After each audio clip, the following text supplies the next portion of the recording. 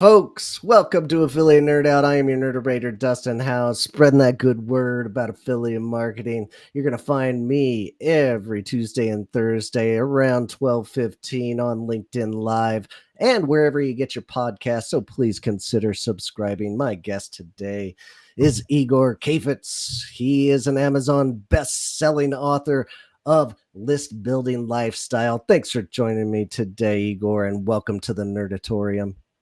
Oh, wow. Great to be at the Nerdatorium. That's amazing. My first time. Well, you're a lifetime nerd, I would assume, in For this sure. space. Like, I remember seeing you as one of the first people I ever saw on YouTube ads. Oh, Probably, really? probably I, five or I thought six. I was too late to YouTube ads. Really? Like, no, Yeah. I mean, you at least you got the targeting right, Yeah. because 5 or 6 years ago, people just weren't doing it in the right fashion, and Mhm. I was interested in affiliate and doing a lot of research and watching a lot of videos and making a lot of videos, and uh, you got me. Like, I came in, I took one of your courses, I got in your email campaigns, and then this comes full circle. Like, I actually get to meet you a couple of months ago, and just so honored to have you as my guest now.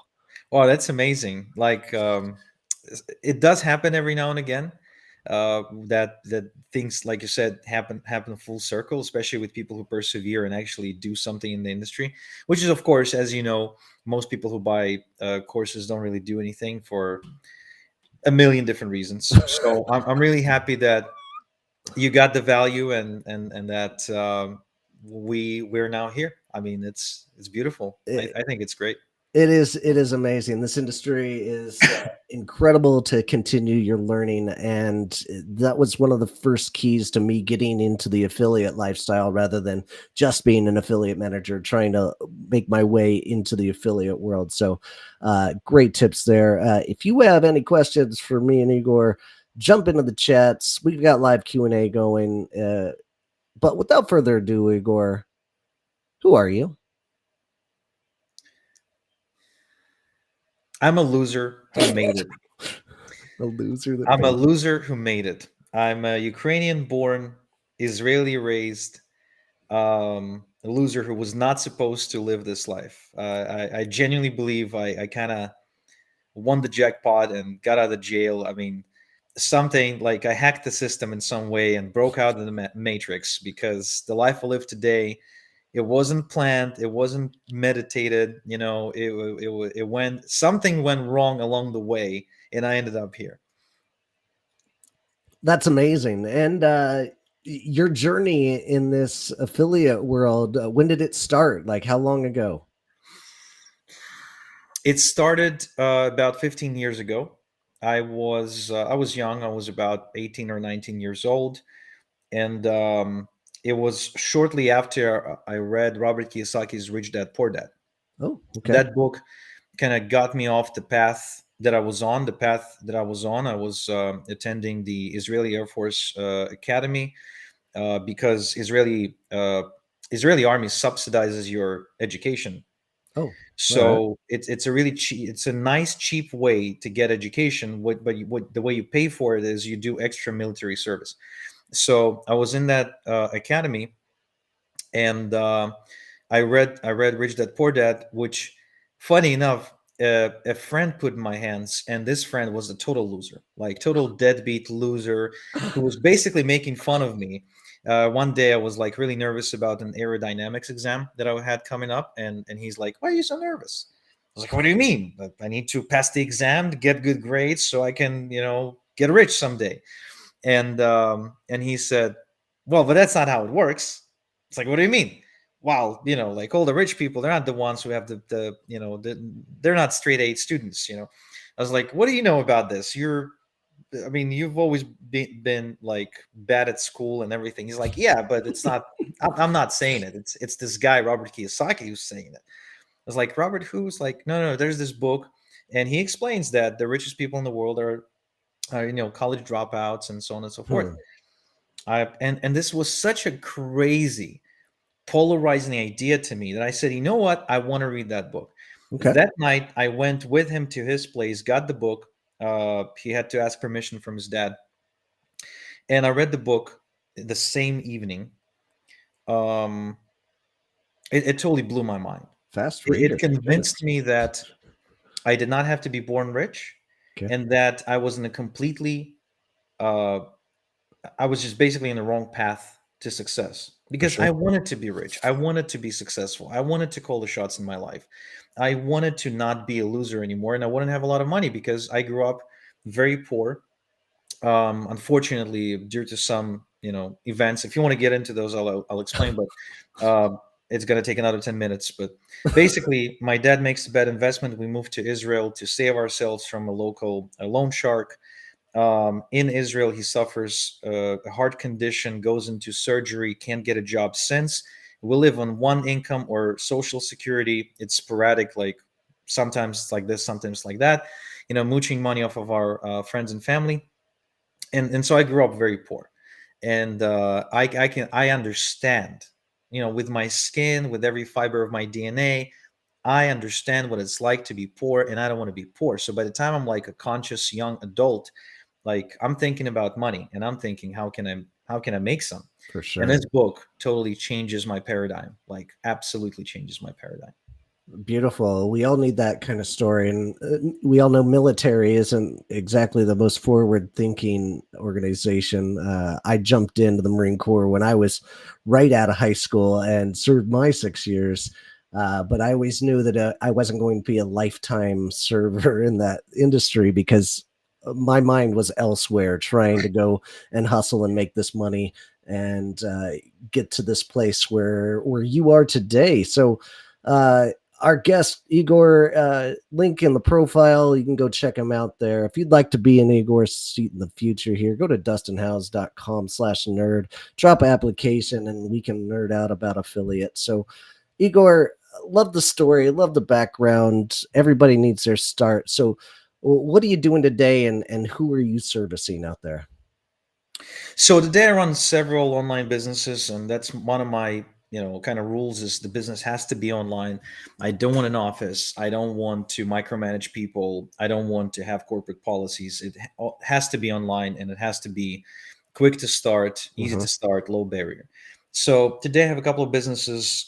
One part of my business is I'm an affiliate marketer, so I promote other people's and companies' products and services in exchange for commissions. Actually, just before getting on the call, I received an email. There's like a $27,000 wire coming my way. It's about 40% of an affiliate commission that I've earned last month. And the other part of my business is I teach people how to do affiliate marketing, e-farming, list building. Basically, I kind of do it, but I also teach people how I do it. Sure. And that's like the ones that are taking the most of my time. But we're also developing a software, and there's a few other kind of passion projects happening on the side. We actually just developed an Igor GPT, as I like to call him. Basically, it's an AI version of me. Okay. Yeah, so it's really funny. Like it has a personality. It was trained on all my data, and it knows like to reference all the different things and be quirky. So now I can talk to myself, which is super enjoyable. I mean, I was missing like somebody smart and capable and handsome in my life that I could talk to. So Oh, oh, brutal. Like you've got to I can't imagine talking to myself. I would just imagine I would hate myself. Do you find the same thing when you're talking to your AI version of yourself? no, but I try to break it, right. Most of the time, it's like, where's the button that I can push? Will money will come the other way? And it's like, I'm sorry, Igor, this button doesn't exist. Wow. It's like, Oh, awesome. So affiliate marketing, where do you balance all of this? Like you're I like to call digital hustlers out there that are doing it affiliate. They're their own merchants. They're JV as well, and so much more. Like, how do you balance where you're focusing your time when you're doing all these different things? yeah, absolutely. Um, most like for the most part, my day is pretty set. Like, remember, I was attending the Air Force Academy, Yeah. and my dad is used to be an army officer in the Soviet army. Like I was born just before the wall came down, and my dad actually graduated the Suvorov Military Academy in Moscow, like back in the late '60s. Okay. So I come from a family of like an army guy who later tried to be an entrepreneur and failed miserably. A school teacher, a music teacher. My mom was a music teacher. My mom's parents were a nurse and a teacher, and my dad's parents were a school principal and a chief technical officer at a furniture factory. So I come from a family where discipline is like important, Hmm. and therefore I was raised knowing that, and these values were instilled in me. So even when I became an online nomad, my life did not actually resemble one of a nomad. Like a typical affiliate nomad is kind of somebody who's like in a different country every other week, lives in huts or Airbnbs, and right, like they kind of just go to Burning Man and everything. I'm like the complete opposite of that. Very boring life, routine, like house, two kids, wife, two cars in the driveway. The gardener comes in every other week to do my lawn. Sure. But in between, I do get to have like amazing experiences. Obviously, I don't worry about the money. The inflation doesn't bother me. The upcoming stock market crash everybody's talking about doesn't bother me. It's just, it's a different life. It's just a lot more peaceful, a lot, there's less stress about finances. My kids can attend private school. Like I've actually been counting, like I spent more on private schooling in the last few years on my kids than my parents spent on rent in their entire lifespan in Israel, which is kind of fun. Wild. But I also moved my family out to Toronto. So I used to live in Israel, but now my family, like me, my kids, my wife, we live in Toronto. My parents are still back in Israel. Um, and there's really not much of a balancing happening simply because I wake up early. Okay. Having kids, you have to, because if you don't wake up, they'll wake you up, because for some reason they just 6 a.m. they're like up and running around. So I start working pretty early. I start working maybe 7 a.m., but then I'm done by 1 p.m., depends on if I'm feeling it today. Maybe if I've got an interview like this, which I would also consider work, although it's very fun too, Yeah. I'll do it in the afternoon. But for the most part, my days are pretty balanced because somewhere along the way, my mentors taught me how to properly manage my time.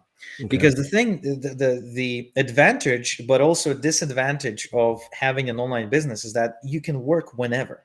Yeah. When I just started and I was working 2 day jobs, I would work on my online business late at night. Sure.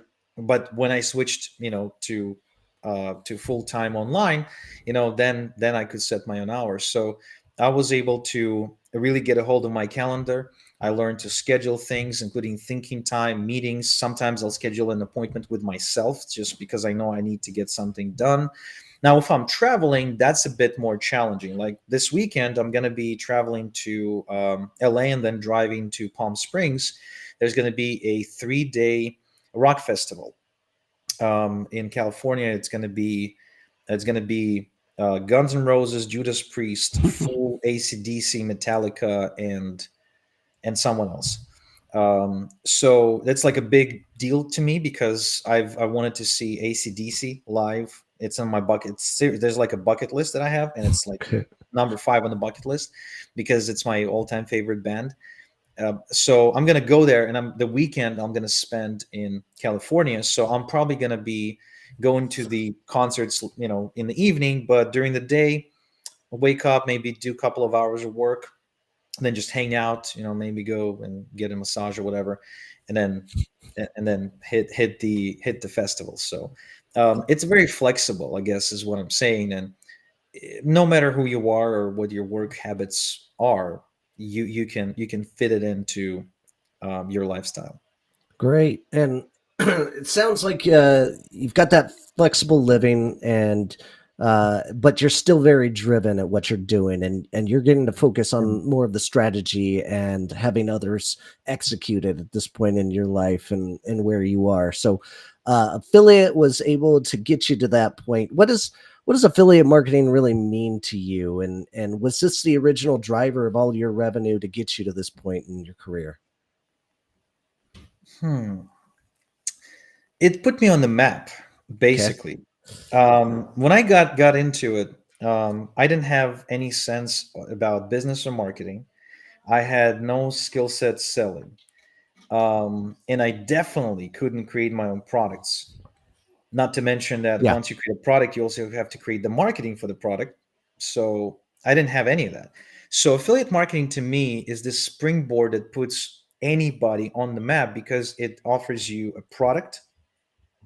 It offers you a processing service, meaning that somebody can swipe a credit card and you'll actually get paid.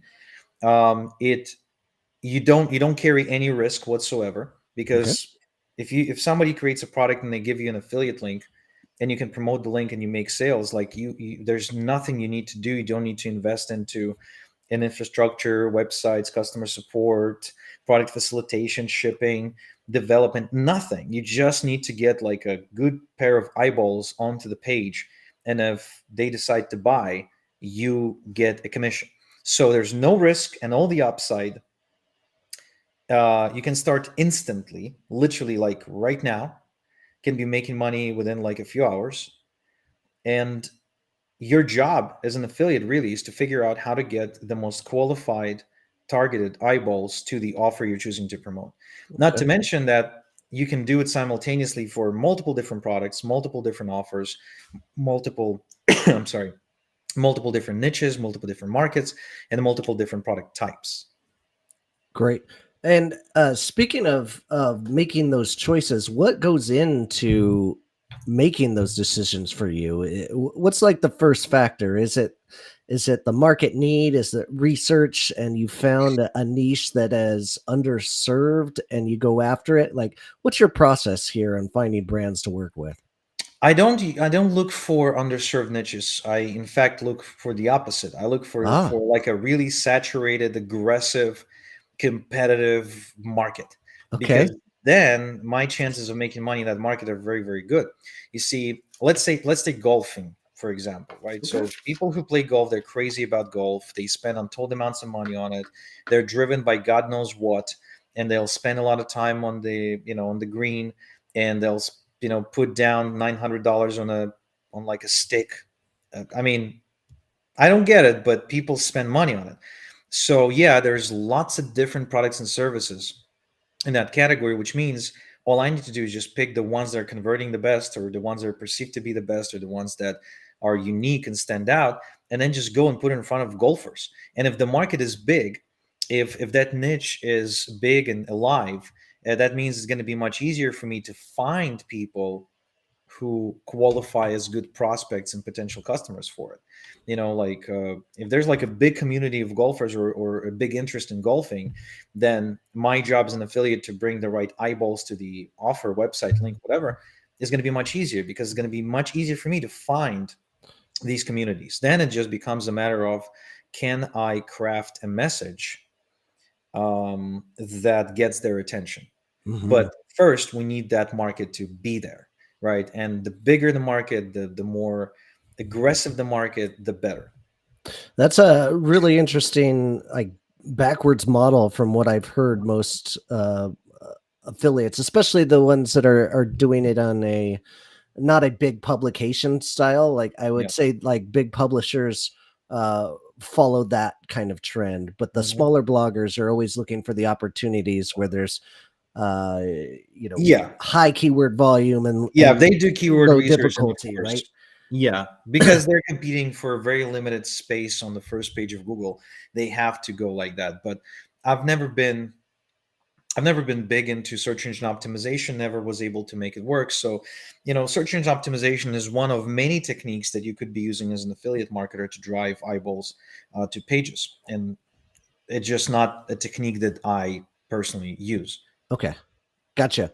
Well, I want to come back to that, but switching gears, I want to get into the joint venture world and learn more about that. I don't think my audience really quite understands what joint ventures might be a part of in the world that you're living in. Can you explain what JVs are first? Sure. So JV stands for joint venture. And there's also a term JV partner, which is a joint venture partner. It's someone you run a joint venture with. And a joint venture is really exactly what it sounds. It's when two parties come together and bring value of hopefully equal size to each other. And in the sense of affiliate marketing, for example, this could mean that two vendors come together and promote each other's products to their respective audiences, and therefore both will make money in two ways. One, they'll make money by selling their own stuff to another person's audience, and the other way they make money is they'll make a commission off of the other side of that transaction. So let's say, for example, let's say I have a supplement brand that helps people improve their memory. Okay. And let's say you have a supplement brand that helps people improve their energy, kind of get more juice to Okay. the battery. So we can promote each other because typically, somebody who wants to improve memory probably will be open to improving their energy levels too. Great. And so I'll run a promotion to my people, to my audience, my customers, Hmm. with your affiliate, with an affiliate link pointing to your supplement, and you'll do the same to your audience for my supplement. And by doing so, we will split the money for each sale that occurs, but also we will elevate both of our brands at the same time. Brilliant, brilliant. And what's a great way to do this, or maybe a most common practice? Is it in like the checkout cart, or is this via a webinar where you guys are both educating some folks? Like, what's the most common JV style of a partnership? I guess it would depend on the type of product, because Okay. the world where I hang out a lot, which is the info marketing space, where people sell coaching, consulting, Hmm. all kinds of information products, trainings, coachings, mentorings, membership sites. You'd see lots and lots and lots of webinars, Okay. especially for higher ticket stuff, for like things that cost more than $1,000. All right. When it comes to supplements, for example, I'm pretty sure they wouldn't be doing webinars, and they would just mail each other's long form sales pages. Um, so Okay. I guess it would again depend on the market. Yeah. So it could be very simple and it could be a little bit more complex, just depending on what the products are and how much sales you have to actually put in behind the other person's or company's Yeah. product. Okay, Yeah. gotcha. Um, well, great. Thanks for dropping that definition. And in your world, like, what kind of networks are these JVs typically on? I don't see them happening a lot on an Impact or a CJ in most parts, but like, what kind of networks are these happening on? So again, depends on the different markets. For example, Impact sounds more like a software platform, right? Different CPA networks specialize in different offers. Okay. What I would say is that joint ventures is something you come across more often, not so much from networks, but in mastermind style environments where people come together to exchange ideas, to brainstorm marketing promotions, to get a mentorship and advice. So if you're a member of like a mastermind of some kind that relates to your business, you might find that, let's say as a supplement owner, you might find that being just a member of a uh, a mastermind for supplement brand owners, even though there's no specific goal for that mastermind to facilitate joint ventures, just by putting everyone in the room with a similar type of business ends up creating joint venture opportunities. Hmm. Yeah, so it's almost like a side effect, without, like, not a primary thing, not the primary purpose, but a side effect. Beautiful. Just the power of networking in those network in those circles is incredible. I've great. You've invited me into your world in the past with the JV mixer that you've done, which is an incredible value for those in that space. And you make it into like a speed dating situation, which I Yeah, thought was really brilliant. yeah, it's really neat, like, because as over the years, as somebody who was always looking for joint venture opportunities, I found myself having to join, $30,000 a year masterminds, go to different seminars, and I still do it. But um, the problem with that is, first off, you actually have to travel somewhere. Second, it's 30 grand a year. It's, I can afford it, but it's not like I'm like happy to pay it. Yeah. I still cringe having to pay it. So I figured at some point, what if I created an environment where we just come in with the purpose of creating joint ventures, and we just have to, show up once a month virtually, and then we can network with like a bunch of people really, really fast. Because, even like the idea of having each and every one of us spend about 4 to 5 minutes with each other is going to give us the opportunity to assess whether or not we want to continue the conversation, and then we're just free to do follow-up calls, and and develop these relationships further. Because another thing about joint ventures is that they don't always happen right away. Hmm. Meaning sometimes it takes like a couple of years for a joint venture to actually take place. Like you'll meet somebody at an event or a dinner, and then time will pass and they'll see your ad on YouTube, and or you'll see their ad on YouTube, or you'll come to a different seminar, and over some they're hanging out there too. Oh, let's go grab lunch. You grab lunch. Okay, so 6 months later, you go on their podcast or something, and then it's sort of like it's a slow burner, but eventually turns into a joint venture. And what's important, it's a relationship. Because joint venture alone is great value, but what if a joint venture actually leads you to go and do more handshakes Hmm. that end up turning into more joint ventures? That's the true beauty of like long term relationships in this game. For sure. And I think that's so true in every form of partnership. Like nothing happens the first time you shake hands with somebody. They have that trust has to be built and developed in some kind of capacity. Somebody's got to give somebody a little bit more value to get something reciprocated back in the end. So very rare do I go to a conference and like meet somebody and we knock it out of the park the next week. It's just really hard to build that kind of camaraderie that quickly. But with meeting them again the second time, that's when the real money comes. And I just love that you're facilitating these kinds of relationships. The one that I went to, I think I met 30 people in about 45 minutes, and it was just speed dating at its absolute finest, and I just loved it. It was incredibly valuable. So thanks for letting me come into your network there, man. Yeah, my pleasure, man. I love inviting, high quality people there. We curated, we truly only let high quality people there, and I felt that you'd be a great addition to the room. I appreciate that. So wrapping up on JVs, like where do you get training for this? Is there anything that out there that can train people on like how to become joint venture savvy?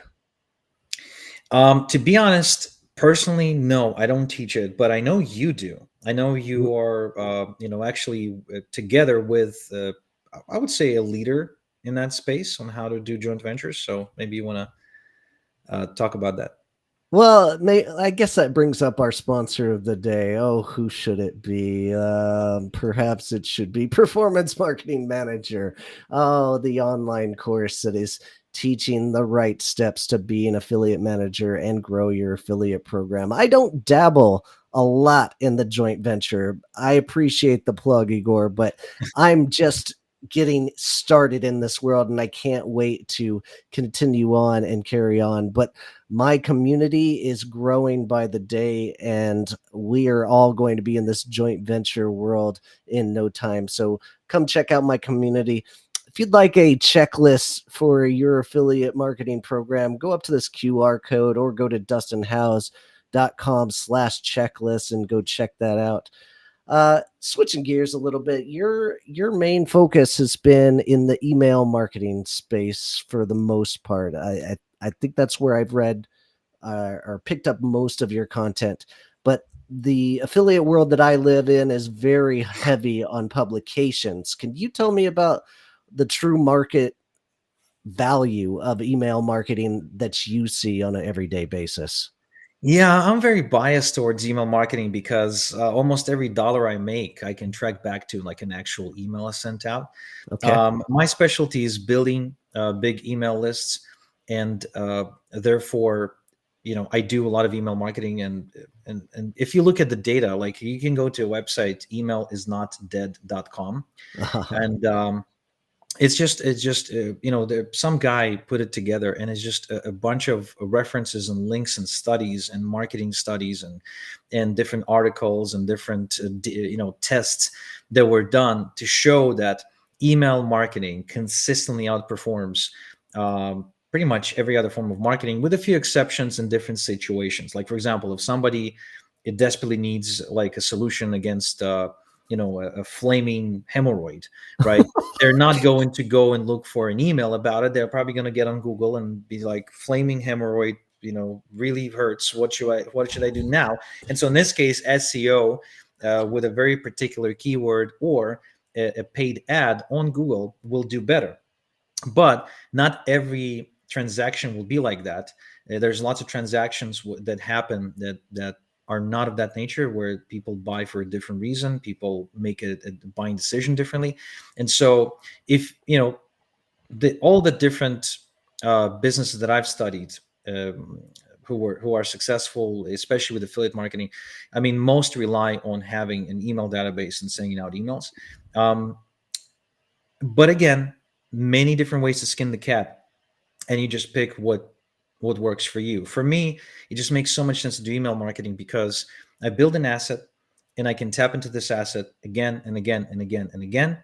And it's my moat. It cannot be taken away from me, unlike my social media accounts that can get shadow banned or blocked or whatever. I mean, Ah, if they can ban Trump, why wouldn't they ban me? You know what I mean? So uh, email is just a great solid foundation that I know I can build on for years and years and years. And then that's what I've been doing for the last, 10, 15 years. awesome. And you came up with a concept that I've never even heard of, or like at least you turned me on to it. The email harvesting has been around, but you're calling it something a little bit different. What do you call it? I call Email it e-farming, email farming. e-farming. Okay, tell us about e-farming and what you're doing with it. Yeah, email farming is basically building email databases. I call them email farms. And the reason I call them that is because every email is kind of like a seed that I'm planting that ends up paying me dividends, almost like having a garden full of apple trees, and the apple tree constantly produces apples. I pick them, and there's going to be the next apple the next season, right? So with my email list, that's exactly how I feel. Any one particular email subscriber or customer on my list usually has multiple purchases with me. I can promote a bunch of different products over time. So it's something that, again, like a foundation that I can build on and that grows over time. Mhm. Because I'm lazy, and my definition of lazy isn't necessarily somebody who's afraid to do the work. It's more like I don't want to do work one. I don't want to do work over and over and over again, meaning that I want to work once but get paid many times. Okay. That, that's my definition of lazy. And so in this case, obviously, lazy is good. And one of the few things that allows you to work once but it gets paid over and over again is having an email list, because it's this resource that continues to pay you again and again and again.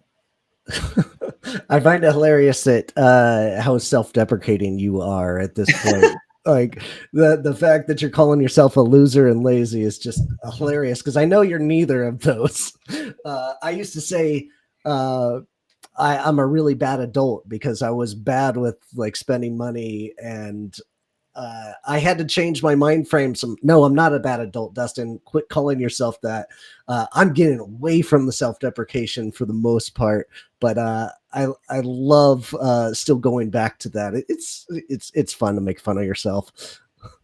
Yeah, I mean, I guess I just grew up like that. I grew up in Israel, and you everybody gets made fun of. Everybody. I mean, you should turn on the TV in prime time, like on a Friday night or something. There's so many racist jokes and sexist jokes, and that they really don't care. So the more visible you are, the more you get made fun of. And I figured, you know what? I might as well just do it myself. At least I'm Yeah, in control. give your audience the ammo to make fun of you in the future. Like, awesome. All right, Igor, tell us about your book. It's igorsbook.com. Tell us what you're writing about here.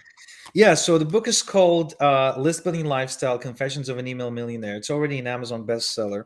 And the reason I wrote it is because over the years I kept being asked, like, how do you build a list? How do you do affiliate marketing? How do you do this? How do you do... So at some point I said, you know what?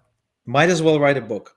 And so this became a really easy way to answer that question. So if you want to learn more about what I do, how I do it, and how you can potentially do it yourself, then get the book.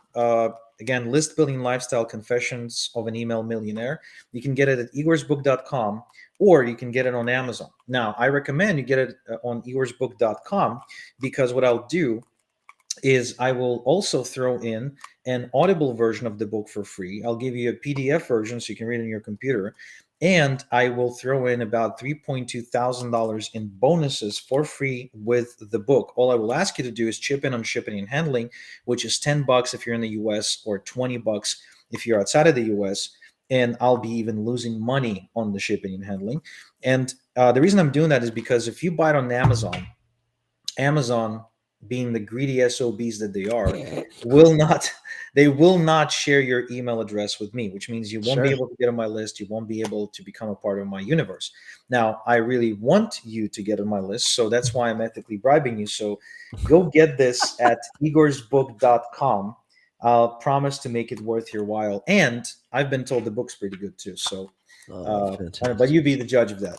Ethical bribing is my new favorite catchphrase. That is brilliant. I'm going to steal that and use it moving forward. I love it. All right, Igor, that's great. Now it is time to defend your posts. This is one of my favorite segments today, and uh, this is an actual email from you. That I got because I'm in your network. It said, "Hey, I'm dropping a quick note to let you know that you might have met the following character at one of my mixers. You gave him his name and his email address, and you say, I've had a bad experience with him and I highly recommend avoiding working with him. Just FYI, Igor." I just love the transparency of this message. This is super harsh and it makes me never want to get on your bad side, but I just absolutely love the strategy behind this to like not mess with Igor here. Look, I really only done it to protect my own reputation Okay. uh, because having built the JV network the size that I have, a lot of people come to me and they connect with me, but they also connect with my network. As you've seen, I'm pretty generous with my network, which means if you know me, you can pretty much get access to anyone on my Rolodex, and I don't like protect it. I don't hold back on it. I don't charge anything for it. I'm happy to share because I believe that the more we share, the more relationships we build. Everybody ends up being more successful, more connected, makes more money. Now, just so it happens that this particular person doesn't happen often, but it does happen sometimes. He attended two of my events and he made it seem like he's a JV manager for a guy I know who's like a fairly big dude. He's like really top on ClickBank all the time and everything. And then he offered me to kind of broker some deals on the side for me. Okay. Now, I gave him some criteria on the deals that I was looking for, and he actually brokered a deal that did not meet those criteria in spite of having clear instructions. And I've repeated the instructions several times. I've ensured that he follows them. He said, yes, yes, yes. And then he brokers this deal that ends up being dragged out over a couple of weeks. And the size of the deal is so small that it's just not worth it for me to get my team working. And I already had them working on the deal for like 2 weeks, and I end up canceling the joint venture. Okay. And I go back to this guy and I say, hey, I canceled the joint venture because it doesn't meet the criteria that I gave you. Please, next time, make sure that it meets the criteria. To which the response by this fellow was to take my screenshot, the screenshot of what I sent to him in private, and then go and post it in a group chat with the joint venture partner that he arranged for me, and basically make me look like I am, well, dissing or Ooh, disrespecting the other JV partner, which I guess I was, but again, it was private conversation. So yeah, he just takes it, makes it public. To which I felt, look, it's okay if you bring me a JV deal that didn't work out well, but it's a totally different conversation if you're acting unprofessionally like that, which for means I sure. can't trust you. So I told this guy, I don't want to work with you anymore. This is highly unprofessional.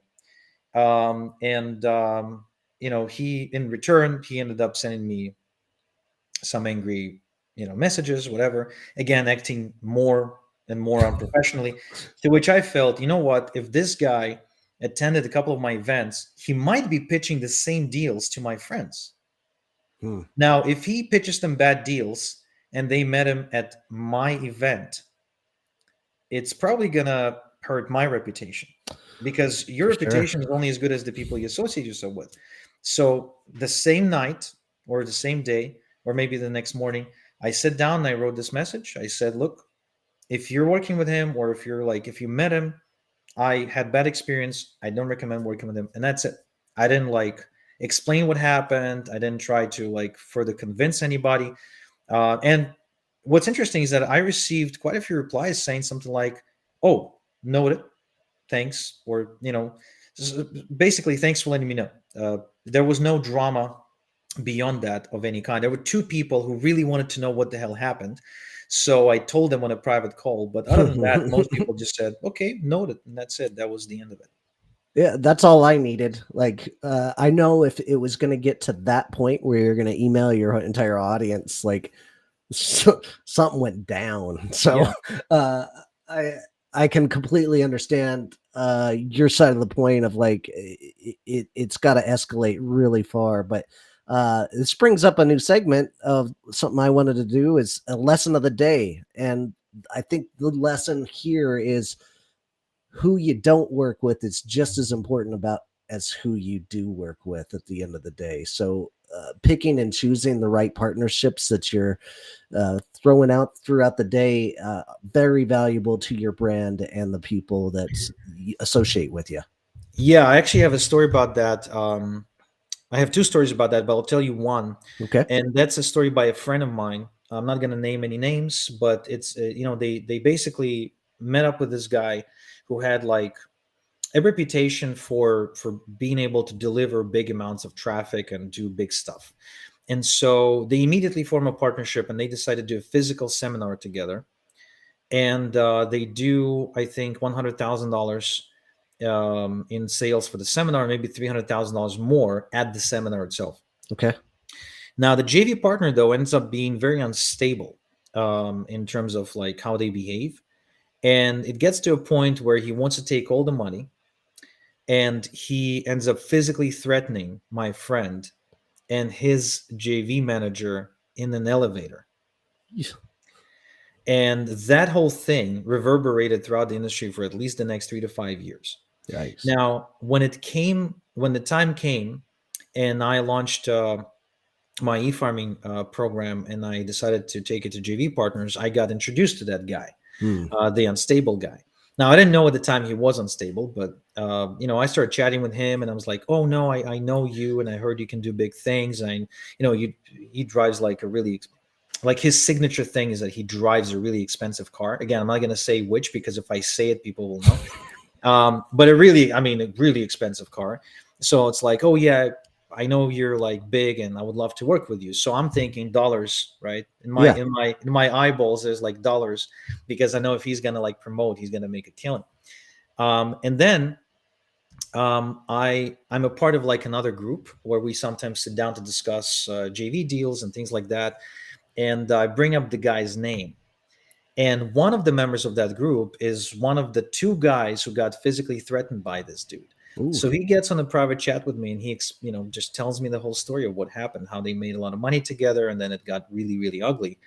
So, it took me 2 weeks to make a decision, but I ended up calling off the joint venture with that guy, because I figured um, it's not so much about the amount of money that was made. It's more like people tend to behave in patterns. Hmm. And if somebody is a reliable person, they'll be reliable all the time.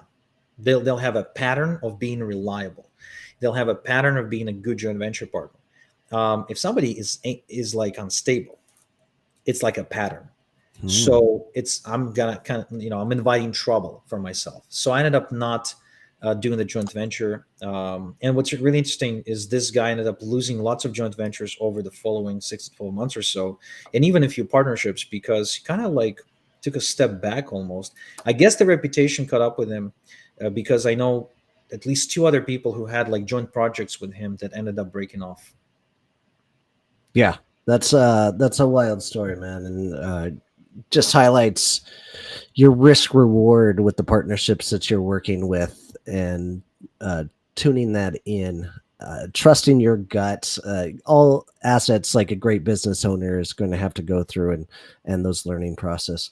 Um, awesome. Really appreciate you being here, Igor. Thanks for chiming in, and uh, Kristen Evans, big time Evans coming in. Shady partners can burn bridges for you. Absolutely. Thank you, um, Kristen. And for, well, as we wrap up here, I just want to let everybody know next week our guests are going to be Blake Cantrell and John Labruto. So join us around 12:15 on LinkedIn Live here. If you want my affiliate program checklist, go to this QR code or go to dustinhouse.com/checklist. And lastly, Igor, how do we connect with you? Yeah, you can go grab my book at igorsbook.com. On social, I'm not very active.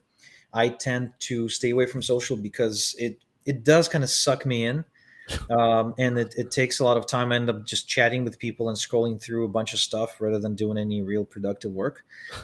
So you can hit me up on LinkedIn. I check it maybe once a week. You can also follow me on Facebook, where I never post. I also post, like, my team will post content on YouTube. So if you want to stay up to date with what I got going on. And I guess the one place where I do put a lot of effort is my podcast, which All is, right. again, a bit of a one-way communication, but the podcast is actually titled the same way as the book, Okay. List Building Lifestyle.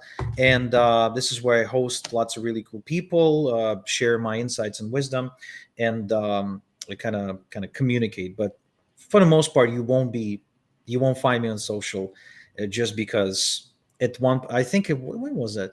I think maybe 5 or 6 years ago, was just before I moved to Canada. I read this book, which I highly recommend everybody reads. It's called Deep Work. Deep work. Deep Okay. Work by Okay. Cal Newport. And that book pretty much convinced me that I don't need to be on social, and that I don't need to check my email every 20 minutes, and that I can completely disconnect from the world for, a period of time, without hurting my income, and without, like, you know, basically missing anything. Because, that book made some solid arguments, especially if you're a creative type and you need to do any kind of content creation, or if you're the sort of person who has to do lots of thinking, lots of decision making. Um, Very good book, incredible Fantastic. book. Yeah. All right. You can find a link, my affiliate link to Deep Work book, in the description of this, because if I'm missing out on affiliate commissions, I'm doing it wrong. Igor, really appreciate your time. Thanks for being here and spreading the good word about affiliate. And this is Dustin House signing off. Join me next time on Affiliate Nerd Out, and keep on recruiting. Take care, guys.